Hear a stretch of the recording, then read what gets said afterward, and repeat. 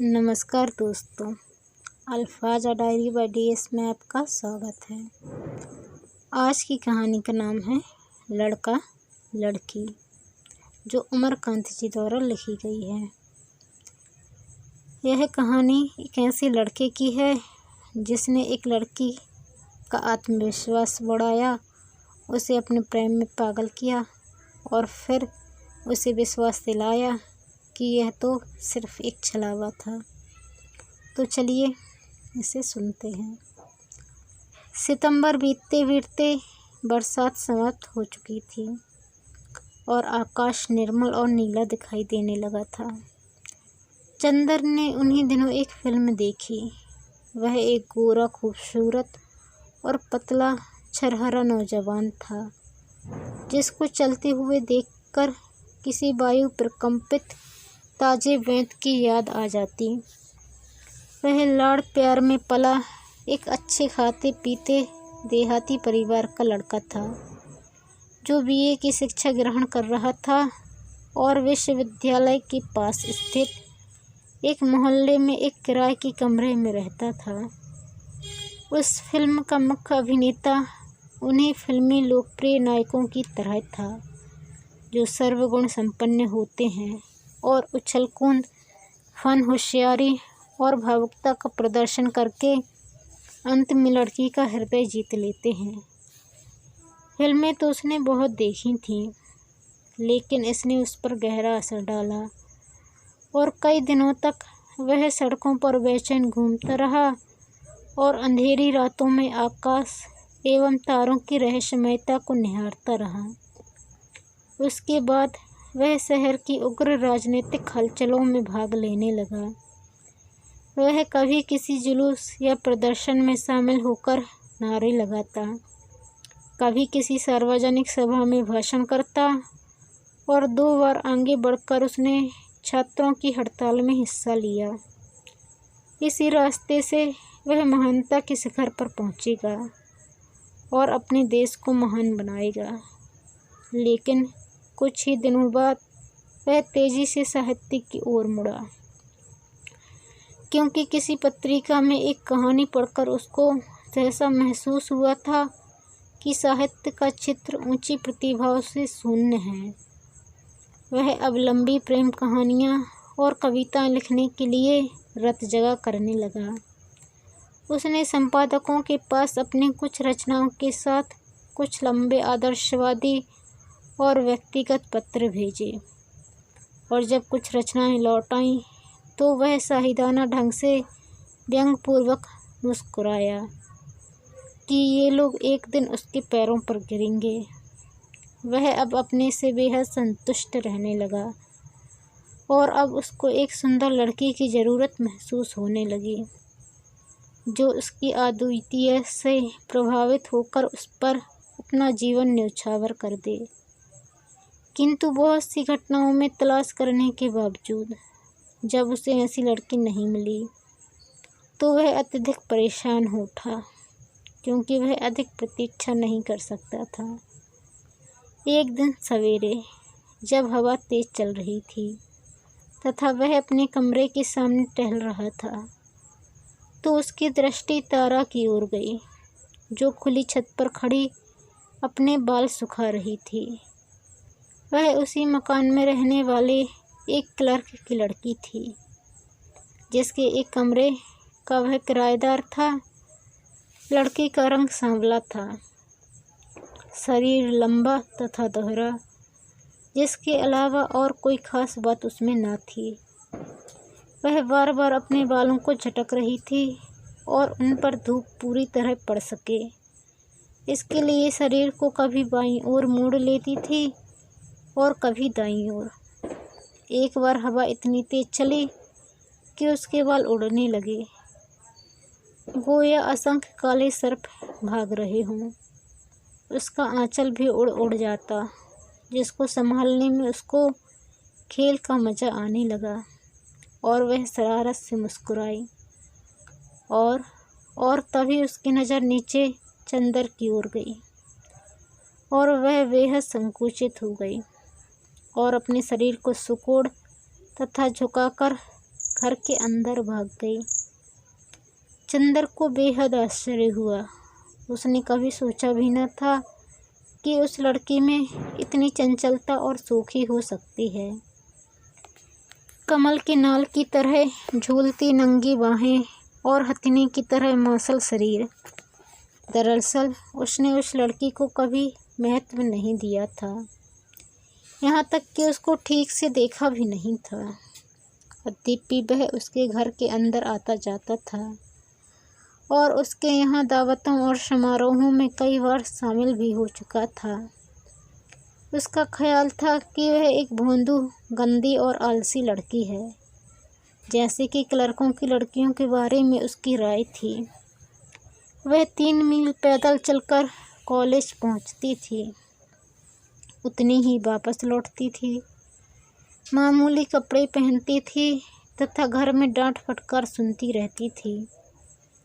यह सब सोचकर चंदर को उस लड़की पर इतनी दया आई कि वह वर्तमान सामाजिक व्यवस्था के प्रति प्रबल आक्रोश से भर उठा। वह उस लड़की के भाग्य को सुधारेगा और इस तरह समस्त सामाजिक व्यवस्था पर क्रूर प्रहार करेगा तथा एक साधारण लड़की को प्यार करके देश के सामने अपनी महानता को सिद्ध कर देगा। और इस महत्वपूर्ण निश्चय पर पहुंचकर उसको अपने ऊपर एक वीर नायक की तरह गर्व हुआ। वह बहुत ही आसानी से उत्साह एवं उमंग की मूर्ति बन गया और दूसरे दिन से ही उस लड़की को एक ऐसे प्रेमी की नज़र में देखने लगा जो अपने प्यार की खातिर बड़े से बड़ा त्याग करने को तैयार हो। जब वह कॉलेज जाने लगती तो वह साफ सुथरे कपड़े पहनकर कमरे से बाहर आकर खड़ा हो जाता और कॉलेज से लौटने के समय भी वह मौजूद मिलता। कभी कभी वह खुद दूर तक उसका पीछा करता, कभी रास्ते में ही खड़ा दिखाई देता और कभी कभी छुट्टी होने के समय कॉलेज के गेट के सामने व्यस्ततापूर्वक इधर उधर जाते हुए नजर आता। इसके बाद वह उससे बातचीत करने की कोशिश करने लगा। क्या समय है? आज देर से क्यों जा रही हो? कॉलेज में आज छुट्टी नहीं है? उखड़े उखड़े से प्रश्न।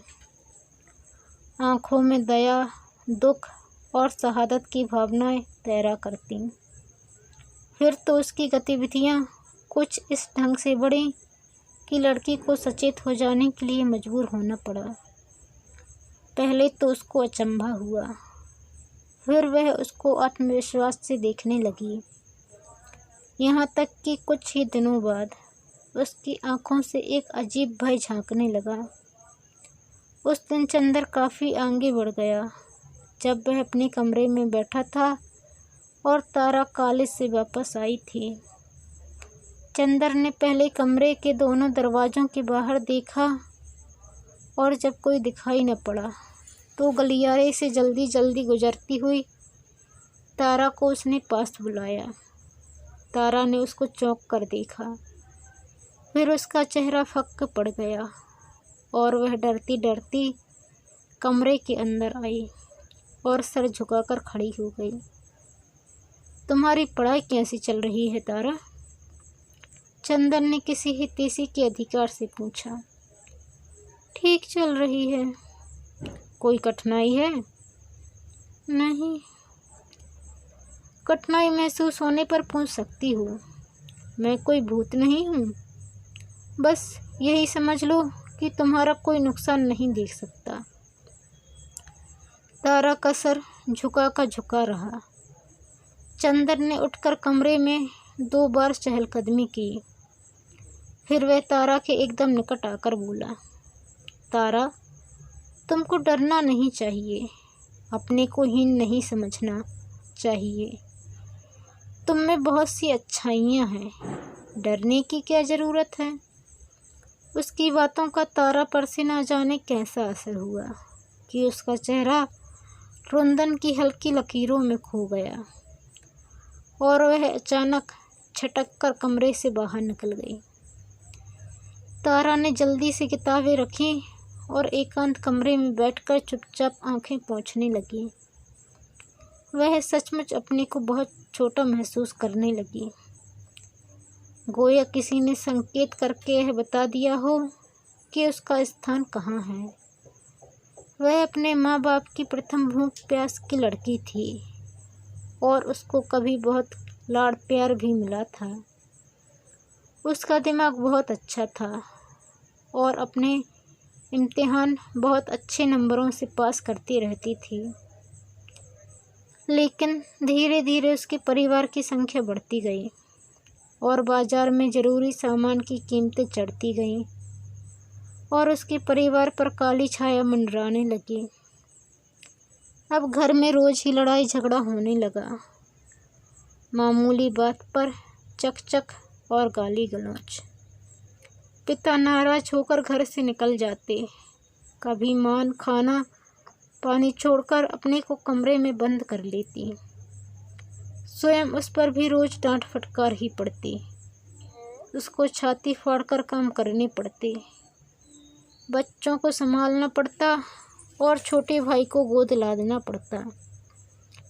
कई बार उसकी पढ़ाई छुड़वाने की बात आई, जिसके लिए कई बार उसकी माँ ने जिद ठान ली, लेकिन उसके पिता की वजह से ऐसा नहीं हो पाता था, क्योंकि वह जानते थे कि बिना पढ़ाई लिखाई के शादी नहीं हो पाएगी और यदि शादी जल्दी ना भी हो तो लड़की अपने पैरों पर खड़ी तो हो जाएगी। लेकिन घर के घुटन भरे वातावरण ने उसकी उमंग को समाप्त कर दिया था और वह घर तथा काम से भागने लगी। जब कॉलेज जाने का समय होता तो उसके उत्साह की सीमा न होती। उसकी टांगों में अजीब सी स्फूर्ति आ जाती और वह सारा काम जल्दी निपटा कर बाहर निकल जाती। फुर्र फुर्र बाहर निकलकर उसको अजीब सी शांति महसूस होती। काश वह अपने घर कभी न आ पाती और इसी तरह सड़कों पर घूमती रहती। लेकिन शाम को जब वह घर लौटती तो उसको महसूस होता कि मानो उसके पाँव में मन मन के बोझे बांध दिए गए हों और हृदय पर एक भारी सिला रख दी गई हो। कैसी मजबूर और हीनता भरी जिंदगी थी। उसका रुदन सिसकियों में बदल गया, जिसके थमने पर वह चंदर की बातें सोचने लगी और उसको एक अजीब ताजगी और नवीनता का अनुभव होने लगा, तथा यह भी उसका भी कुछ महत्व है। बादलों की तरह निरुद्देश्य भागते हुए उसके मन को एक ठोस आधार प्राप्त हुआ था। देखते ही देखते सब कुछ उलट पुलट हो गया और उसके मन में एक प्रबल आंधी चलने लगी। रात में वह चारपाई छोड़कर चुपके से खुली छत पर आ जाती और अंधकार में कुछ तलाश करने लगी। लगातार बरसते हुए पानी को देखकर उसकी आंख भर आती और कुछ ही दिन बाद वह कुछ पूछने के बहाने किताब लेकर चंदर के कमरे में पहुंच जाती और शीघ्र ही इस पूछने और बताने के बीच प्यार का नाटक खेला जाने लगा। अंत में वे छिप छिप कर मिलने लगे, कभी रात के अंधेरे में और कभी कॉलेज के फाटक पर। मेरा साथ दोगी? चंदर कभी पूछता था। मैं नहीं जानती, तारा शर्मा जाती थी। नहीं, मैं साफ साफ बातें सुनने का आदी हूँ। दूंगी, मैं दुनिया को दिखा दूंगा, चंदर गर्व से कहता। इसके बाद चंदर बहुत ही ऊंचाई से अपना जीवन आदर्श पेश करने आ जाता। उसकी बात मेरे विचार में, या मैं यह सोचता हूँ, से शुरू होती थी।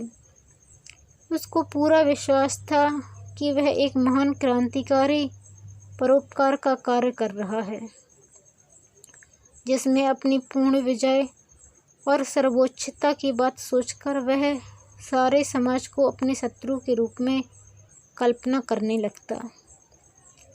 अपने प्यार को लेकर वह निरंतर संघर्ष और लड़ाई की बात सोचता था और इसीलिए तारा को तैयार करना चाहता था। तारा, तुमको बड़ी से बड़ी कुर्बानी के लिए तैयार रहना चाहिए। तुमको किसी से डरना नहीं है। तुमको अधिक से अधिक परिश्रम करके अधिक से अधिक पढ़ना है।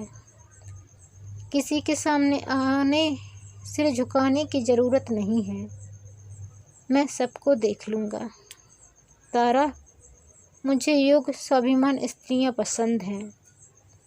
तुम्हें मेरे विचारों के योग्य बनना है।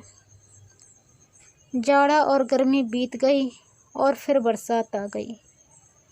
तारा इंटरमीडिएट पास करके बीए में पहुंच गई। इन कुछ महीनों में चंदर के प्यार और विचार ने उसके जीवन को संपूर्णतः बदल दिया। उसकी आंखों में सदा एक चमक दिखाई देती, जैसे प्रातःकाल पूर्वी क्षितिज का अंधेरा फट जाता है। उसने अपने और जीवन के दोषों को नई दृष्टि से देखा और वह जल्दी से जल्दी चंदर के अनुकूल बनने के लिए उत्सुक हो उठी। उसके होठों पर सदा एक मधुर और विश्वासपूर्ण मुस्कुराहट छाई रहती और वह उत्साह, स्फूर्ति, स्नेह और सद्भाव की मूर्ति बन गई।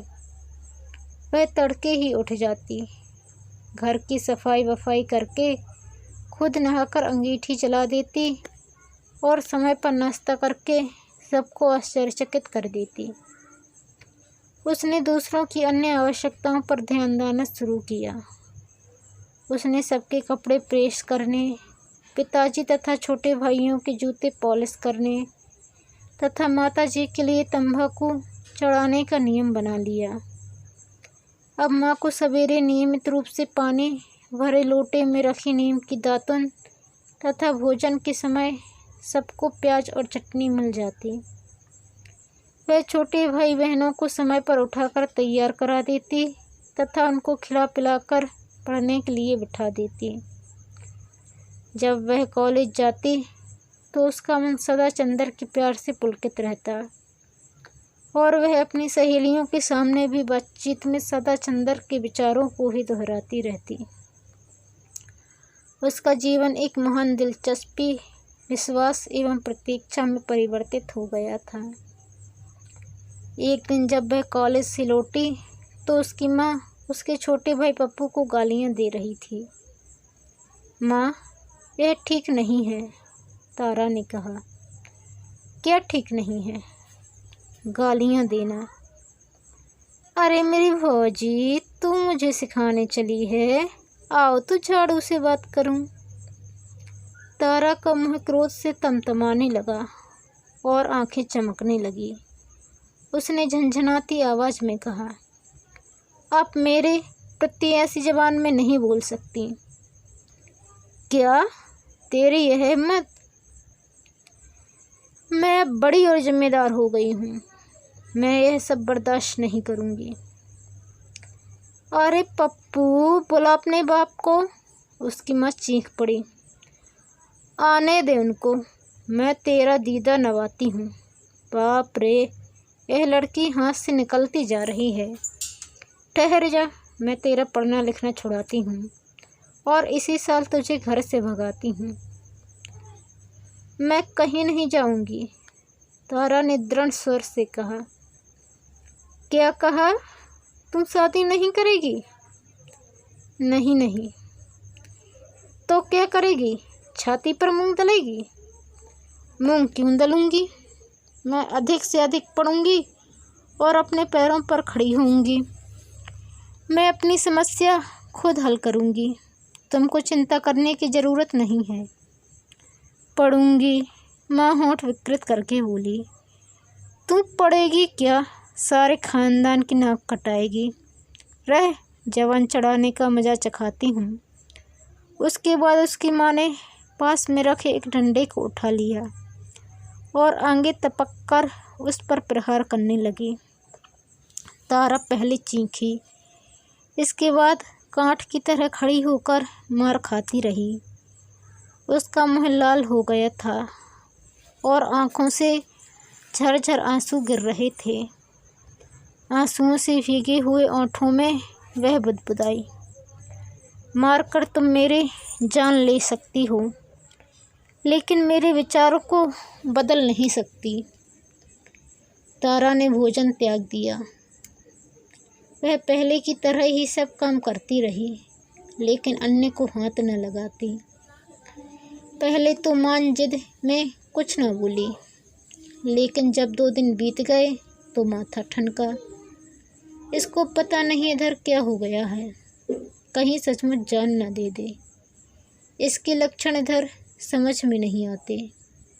देर तक बना श्रृंगार करती रहती है, बातें भी बुजुर्ग की तरह करती है।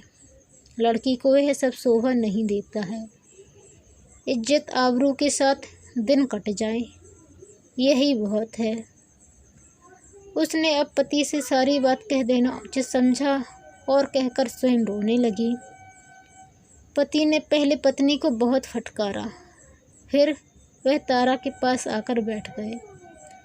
उन्होंने साफ साफ बात करना उचित समझा, प्रश्न पर प्रश्न। तारा पहले हिचकिचाई, लेकिन पिता ने कहा कि वह पढ़ी लिखी लड़की है, वह उससे साफ साफ बातें सुनना चाहते हैं। पिता के स्वर में अपार सहानुभूति थी। तारा अपने को रोक ना सकी। उसने सब कुछ बता दिया और उसकी हिचकियां बन गईं। पिता का चेहरा गंभीर हो गया और वह वहाँ से उठ आए। वह टहलने लगे चुपचाप। कभी यह लड़की कितनी छोटी थी और आज बड़ी होकर ऐसी बातें कर रही है। जमाना कितना बदल गया है। क्या ऐसा हो सकता है? काश ऐसा हो सकता। विभिन्न जातियों के बीच आज शादियां होने लगी हैं। इसमें क्या खास बात है? फिर वह तिलक दहेज से बच जाएंगे, जिसके लिए कर्ज के अलावा कोई और चारा नहीं है। लड़का बुरा नहीं है। वह देर तक सोचते रहे, फिर भी किसी निश्चय पर नहीं पहुंच पाए, क्योंकि तर्क एवं सच्चाई के सहारे जब वह 2 कदम आगे बढ़ते थे, पुराने संस्कार उनके कदम को पीछे खींच लेते थे। रात में देर तक पति पत्नी खुसुर फुसुर करते रहे। बीच में पत्नी रोई, चिल्लाई। फिर पति देर तक समझाते रहे, स्पष्ट दृढ़ आवाज़, तर्क संगत बातें, नए जमाने के विचारों को स्वीकार करने की दलीलें। पत्नी का विरोध मंद पड़ने लगा। फिर पता नहीं कब से सब कुछ खामोशी में खो गया। तारा सारी बातें छिपकर सुन रही थी। जब वे सो गए तो वह चुपके से पैर दबाकर निकली। खुशी के मारे उसकी देह थरथरा रही थी। चंदर को वह कब यह सब सुनाएगी। चारों ओर घना अंधेरा कुंडली मार कर बैठा था। हवा गुमसुम थी, जैसे किसी षड्यंत्र में लीन हो। चंदन अभी सोया नहीं था। खटखटाहट सुनते ही दरवाज़ा खोल दिया और हाथ बढ़ाकर तारा को अपने पास खींच लिया। मैं आज बहुत खुश हूँ, तारा ने मुस्कुराकर कहा। उसकी आंखें प्यार से चमक रही थीं। क्या बात है? चंदन ने लापरवाही से पूछा। मिठाई खिलानी पड़ेगी। ज़रूर, अब बताओ। पिताजी राजी हो गए हैं। राजी हो गए हैं? क्या मतलब? चंदर कुछ समझ नहीं पाया था। तारा ने विस्तार से सब बात सुनाई। उसके स्वर में उमंग की तेजी और चमक थी। चंदर का चेहरा सहसा फक्क पड़ गया। उसने अपने को आलिंगन से मुक्त कर लिया और खिड़की के बाहर अंधेरे में देखने लगा। शादी? वह अपने को महान समझता था और उसकी कल्पना थी कि उसका प्यार महान संघर्ष, महान तूफान और महान कुर्बानी के दौर से गुजरेगा। उसके प्यार की ऐसी साधारण परिणति होगी, ऐसा उसने सोचा भी न था। उसका मुँह देखते ही देखते कठोर हो गया। क्या बात है? तारा डर गई। यह धोखा है, उसने घृणा से मुँह बिचकाते हुए कहा। क्या धोखा है? तुम धोखेबाज हो। तुमने शुरू से आखिर तक मेरे साथ धोखा किया है। क्या धोखा किया है? आप बताते क्यों नहीं? तारा ने रुआंसे स्वर में कहा। हाँ, किया है। इसी के लिए तुम मेरे पीछे पड़ी हुई थी। पर आज मैं समझ गया कि तुम जीवन में कुछ नहीं कर सकती। तुमसे कोई बड़ा काम नहीं हो सकता। बड़ा काम और कैसे हो सकता है? तारा का चेहरा अपमान से तमतमाने लगा।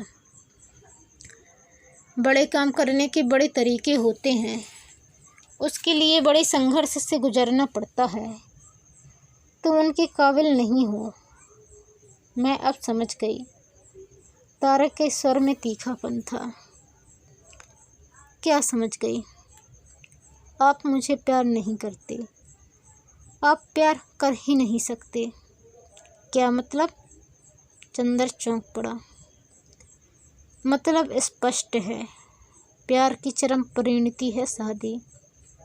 इसी मंजिल तक पहुंचने के लिए संघर्ष और कुर्बानियां दी जाती हैं।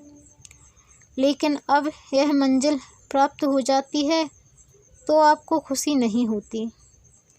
इसका अर्थ है कि आपके संघर्ष की बातें जिम्मेदारियों से बचने और स्वार्थ को छिपाने का बहाना है। मैंने तो जीवन के आरंभ से ही संघर्ष किया है। आपने क्या किया? आप भूख जानते हैं? आपको गरीबी, जलालत, घुटन, ऊब, निराशा का पता है?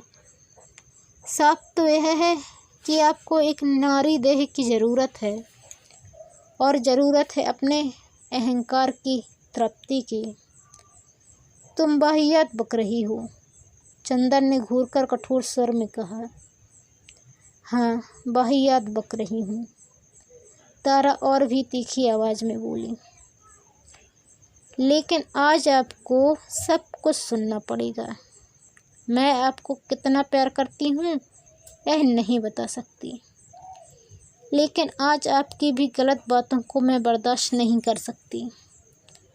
आपका भी ऐसा ही कहना है। आपके लिए तो मैं बड़ा से बड़ा त्याग करने को तैयार थी, लेकिन इधर मैंने यह महसूस करना शुरू कर दिया है कि आप केवल अपनी बातों को महत्व देते हैं। दूसरों की भावनाओं की आपको कतई परवाह नहीं। कितनी बार मेरी इच्छा हुई कि आपसे अपने मन की बातें कहूँ, अपने दुख सुख की, अपनी कल्पनाओं की, भविष्य की। कई बार मैं कोई अच्छी किताब पढ़कर जाती थी और उसके बारे में आपसे बातें करना चाहती थी, लेकिन आप मेरी हर बात को काटकर अपनी बातें शुरू कर देते थे। वही उपदेश, वही छात्र आंदोलन के अनुभव। आपको दो ही बातों से मतलब है, एक मेरी देह से और दूसरे मुझे उपदेश देने से।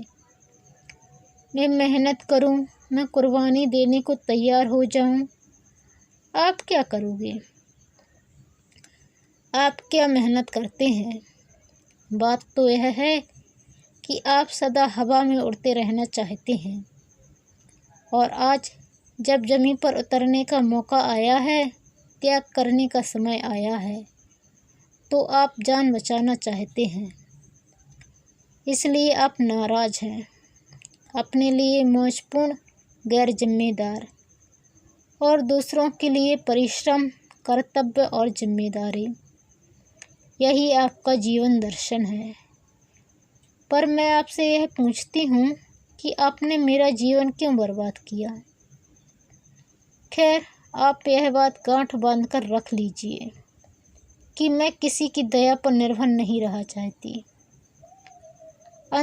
मैं अपनी बातें रुदन में बिखर गई और वह तेजी से बाहर निकल गई। चंदर कुछ देर तक कमरे में सुन्न खड़ा रहा। ऐसी उम्मीद उसको ना थी। कुछ क्षणों के लिए उसको लगा कि तारा की बातें सही हैं। तब वह अपने को बहुत ही छोटा महसूस करने लगा, लेकिन शीघ्र ही उसने अपने को इस भावना से मुक्त कर लिया। अब उसका मुँह क्रोध और घृणा से विकृत हो गया। एहसान करने का यह फल मिलता है जिस उसने कीचड़ से निकाला था, वह अब उसी पर प्रहार कर रही है। यह है दुनिया। उसने अंधेरे में थूका और जोर से दरवाज़ा बंद कर लिया। दोस्तों, यदि आप चैनल पर नए आए हैं तो प्लीज़ चैनल को सब्सक्राइब कर बेल आइकन